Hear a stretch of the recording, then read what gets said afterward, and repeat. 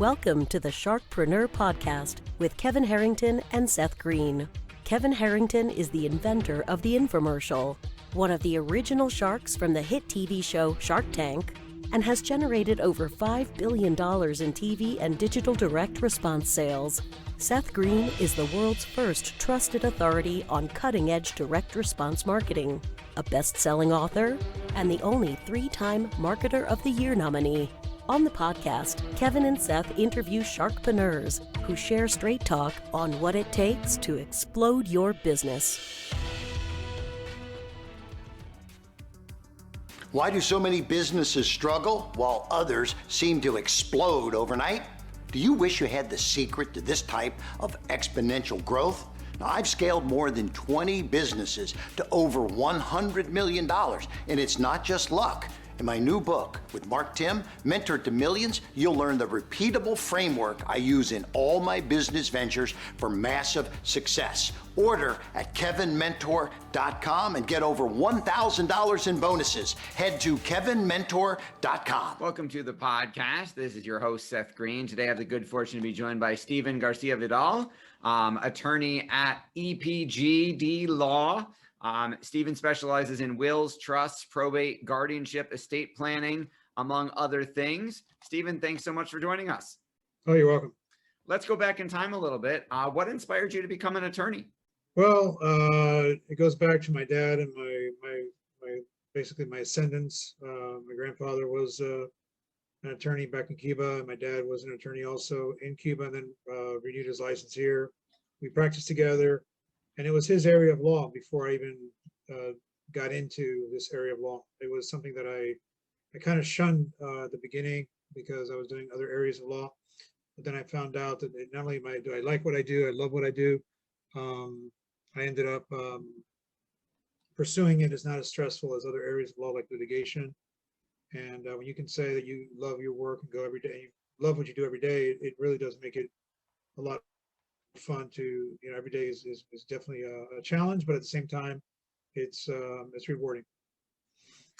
And tell us a little bit about what does estate planning mean to you? If someone asked you, what is estate planning? How would you answer that question?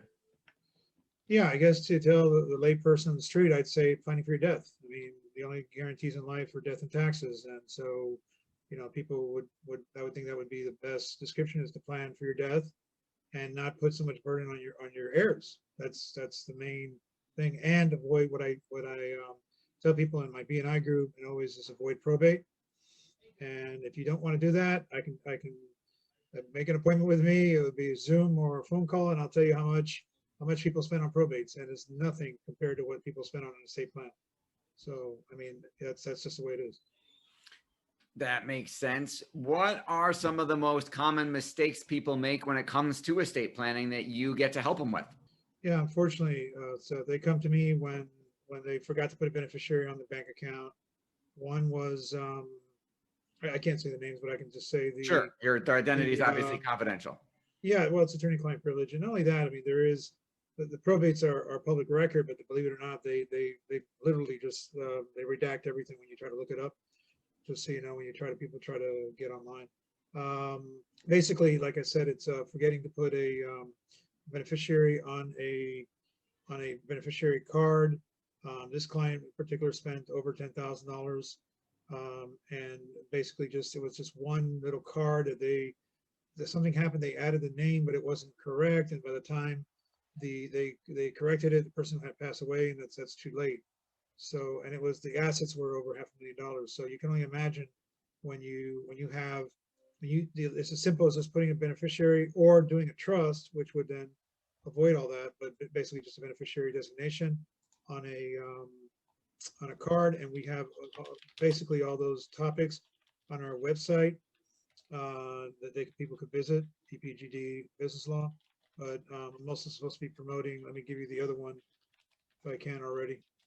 Our estate lawyer Florida, estateLawyerFlorida.com is our trust and estates website, and I'm supposed to be promoting that one, not the regular EPGD business law. Nothing against my bosses, but we're supposed to be promoting that one. So again, it's lawyerflorida.com. I can put it in the chat if you want.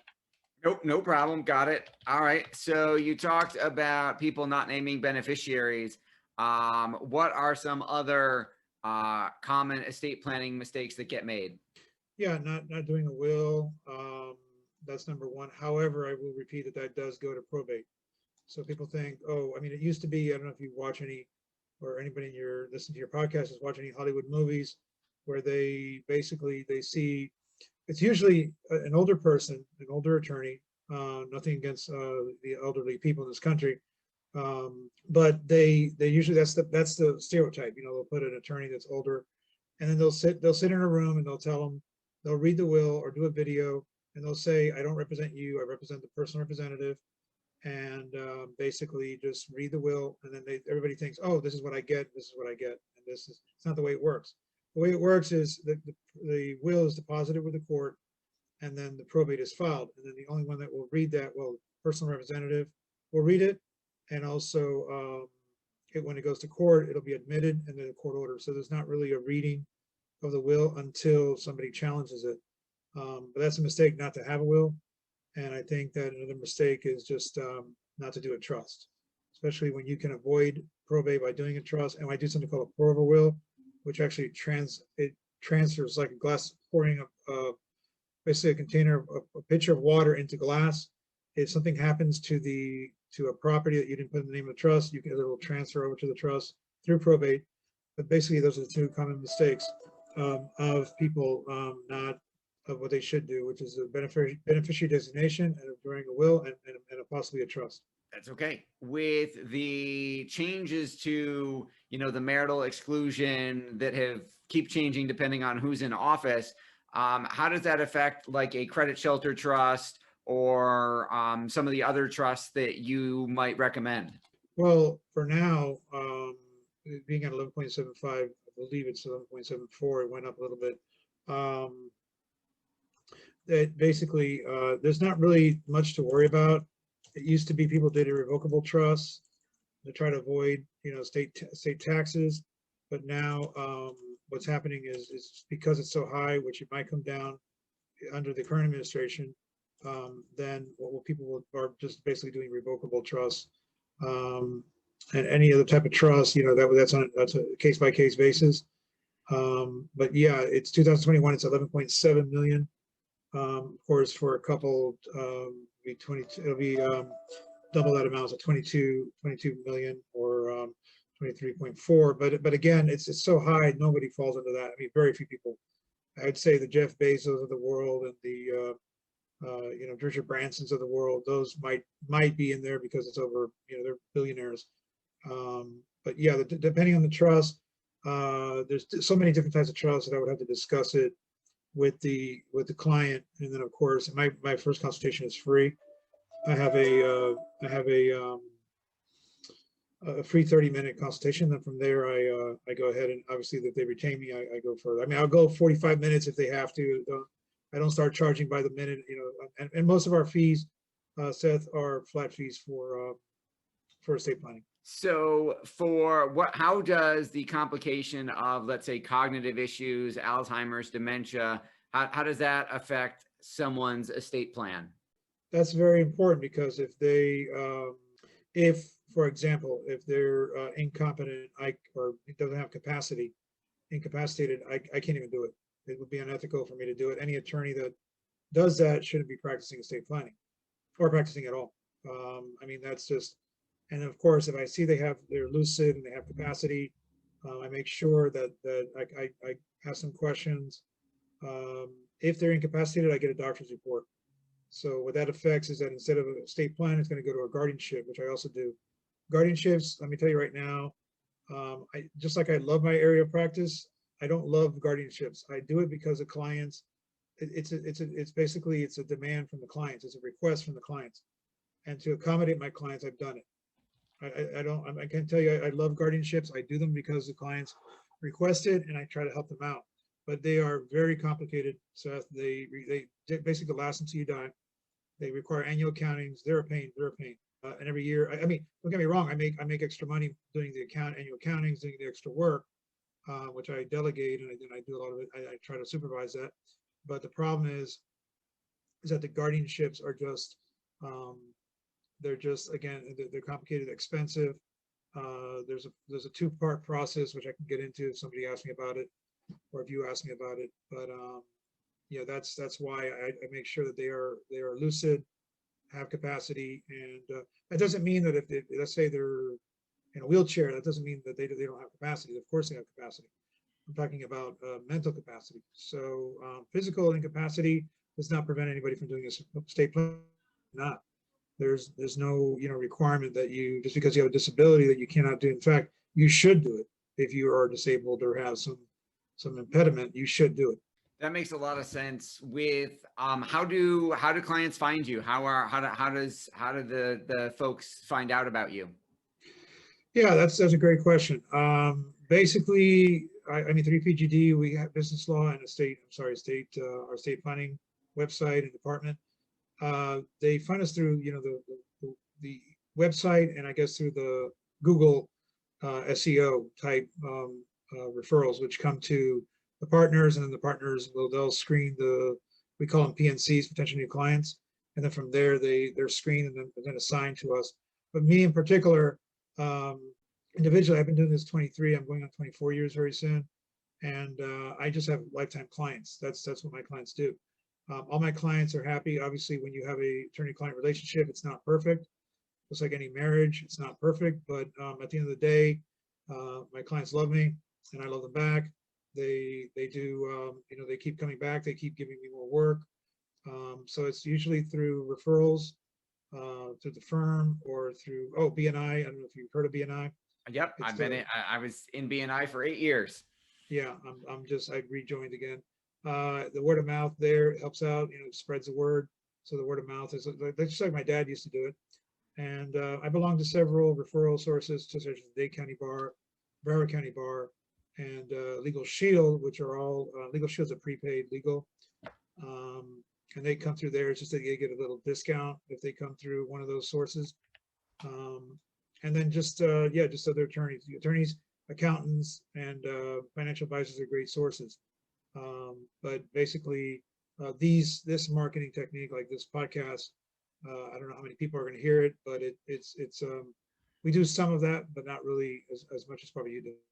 Understood. You've been in the business for such a long time. What is your biggest challenge now? Yeah, well, it's a little slow right now. I can say, I know when things are a little overwhelming, things a little, people say they're swamped, and I have to delegate, and when things are a little slow.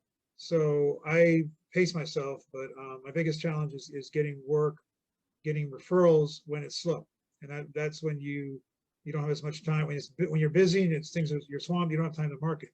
You basically go to a lunch here and there, and you just basically keep up with the work. When things are slow, you get out there and you start doing more marketing, and that's my challenge, because this is drumming up business. Sometimes in other areas of the law, and I mean within what I do, but I try to help out, try to help my clients as much as I can. And the good thing is our firm does we have so many attorneys that in different areas of practice, that if I can't help them, if I can't help them with one thing, there's an attorney in our firm that does it. So, or even my BNI group. So that's the beauty of BNI and having a multi versus being on your own solo. It gets a little bit lonely, and so basically that's every day. That's the challenge is, where am I? Make sure I have enough work to last me the 5 days per week, because I take off weekends. So that's probably the biggest challenge, and also assigning to my staff, which I highly have a lot of trust in and confidence. But the problem is they also have a lot of work, and it's like a balancing game every day. Your passion is obvious. What do you like best about what you do? Best is the consultations, the client consultations, which the partners, they're the ones that do it. But I enjoy it. I enjoy it because, and I enjoy these type of interviews, because the way I see it is, I like to talk to people. It's not to say that I don't love to work. I wish I had a paralegal doing all my work, but since I do a lot of my own work, that's the part, and I can see what's going on. I get involved. It's like I do all the, even if it's something that's just paralegal type work, I do it. There's a lot I delegate, but basically what I love to do is the potential new clients. I look forward to not I'm not what do you call it, a morning person, but our BNI is at 7 in the morning. The good thing is at the end of the meetings, I realized that by doing them, instead of doing them at noon, which I used to do them, doing it at 7 o'clock, by 8:15, between 8:15 and 8:30, I'm done. And then we have our staff meeting after that at my job, at my firm, I'm sorry. And you're just, I mean, your day is you still have the rest of the day to bill. So that's what I like to do the most. So I look forward to it, and yeah, so that's what I'd like to do. Awesome. Well, for our folks watching and listening who want to learn more about what you're doing, where is the best place for them to find you? Is that the estatelawyerflorida.com? Yeah, let me see here real quick, because that website just launched. It's been around, but let me yeah, that's the one I'm supposed to be promoting. So that's estatelawyerflorida.com. When you go to that website, estatelawyerflorida.com, and you go to our team, at the top of the screen, you'll see the two partners there of our department, Eric and Elizabeth. And you'll see Nurse and I'm the senior associate. Nurse is an associate. She's been doing it a few years now. And then of course, from there, I think if you click, you'll see my bio. But the best way is I'll put in the chat, or I can just tell you. It's Stephen at epgdlaw.com. My name's Stephen with a PH at epgdlaw.com, or the firm. Let me see here. Give them the right number. Let's see what we have here. Let me give them the right. Let's just contact us. Let me see if they put yeah, they put it here, but they don't. It's 786-837-787. There it is, 786-837-6787. If they call the office, they'll transfer the call to me. Once I'm retained to do some work, Seth, the clients basically take on a personal relationship with me. They have my cell phone number. I'm available basically 7 days a week, all the time, even after hours. So that's one thing that the clients like about me. Sometimes I call the client a little bit too much, because sometimes I need something fast, and they do appreciate that there's that. I've heard the complaints from other clients about other attorneys, but they just don't talk to the attorney, and they talk to the paralegal, or they'll get a phone call. So that never happens with us, and our customer service is basically second to none. And I get Google 5-star, some more, not to show off, but just to stay. We get Google's 5-star reviews. I get them all the time. I'm AV rated, which is the highest rating that Martindale Hubbell gives to an attorney. It takes 18 attorneys to rate you almost 4.5 out of 5 or higher. And then the AVO rating, my AVO rating is high. It's close to a 10 right now. I think it's 9.7, 9.8. I look for that thing when I'm looking for, a lawyer or contractor or engineer. I want to see good reviews. So they're more than welcome to look them up. But the main thing is, look, there's a free consultation. You have nothing to lose by trying to find out what you're gonna lose if you don't have that consultation. And the last thing is, I even have clients that have a lot of money, and they put it off everything during COVID, and we're still trying to finalize their estate planning documents. I'm trying to get some clients to do a will. And I don't know if it's the fear of money, but I tell them, look what happened with the with the Surfside Chaplain condo collapse. Very sad, and my heart goes out to all the families. But I mean, if they did not have their estate planning done, it's going to be hard. It's hard enough to find out your family passed away that way, but it's hard to. I deal with it all the time, Seth. So it's like people, when they talk to me about the loss of family or taxes, to me it's just part of my job. I sympathize and I empathize with my clients, but it's really what I love to do. And I also do some real estate. Just announce that on the side. Some real estate closings. So if anybody ever has any questions on real estate, how it ties into estate planning, how it ties into probate, guardianship, they go hand in hand. And so I'd be more than happy to do that. And I also work with a title company that can help them.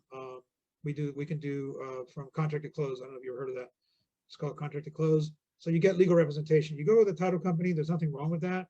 In fact, I use a title company, a non-lawyer title company. But when it comes to representation, they're not going to represent you like I would. They're just not going to do it. I mean, that's just a fact. So with that said, if you have any other questions, let me know. All right. Well, we greatly appreciate you being on the show.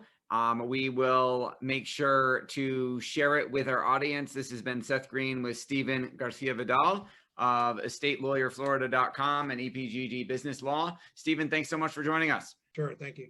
Thanks everybody for watching or listening, and we'll talk to you or see you next time. Do you need money to fund your idea, product, or service?